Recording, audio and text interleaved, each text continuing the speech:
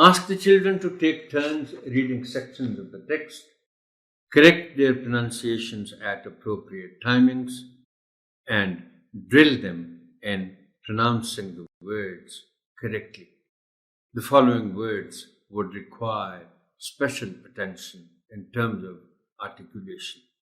Was और sound के साथ बताना बच्चों को इसलिए जरूरी है कि जिनको नहीं मालूम वो वाज कह सकते हैं। अब इस पे बहुत तफसील से इससे पहले बात हो चुकी है। ऑफ नहीं कहना, ऑफ।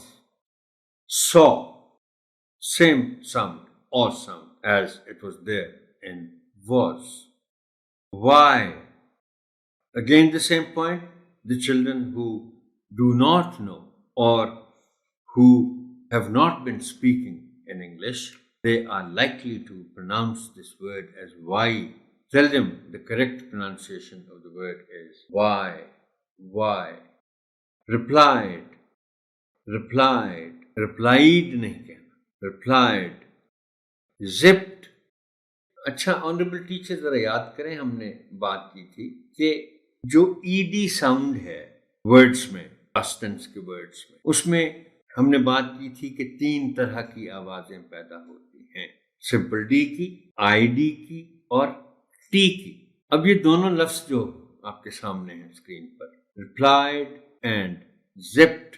अब इसमें रिप्लाइड में तो सिंपल डी की आवाज है आखिर में, the ending sound is of D, लेकिन जिप्ड में आखिर में टी की आवाज आती है। चूंकि डी की आवाज निकालना इस वर्ड में बहुत मुश्किल है, उसके लिए फिर आपको कहना पड़ेगा जिप्ड, लेकिन ऐसे तो बोला नहीं जा सकता। सो फ्लो में when you pronounce the word as zipped तो फिर आखिर में टी की आवाज पैदा होगी। योर, योरसेल्फ, योरसेल्फ, योरसेल्फ, ये आप मेरी तजवीज़ होगी कि आप प्लीज़ डिक्शनरी ज़रूर खोल के ये लफ्ज़ जो है योरसेल्फ आपने देखना है, तो आप उसमें आपको नज़र आएगा कि स्ट्रेस वाई पर भी हो सकता है और सेल्फ के एस पर भी हो सकता है, डिपेंड्स कि आप बोलते जो हैं उसका स्टाइल क्या है।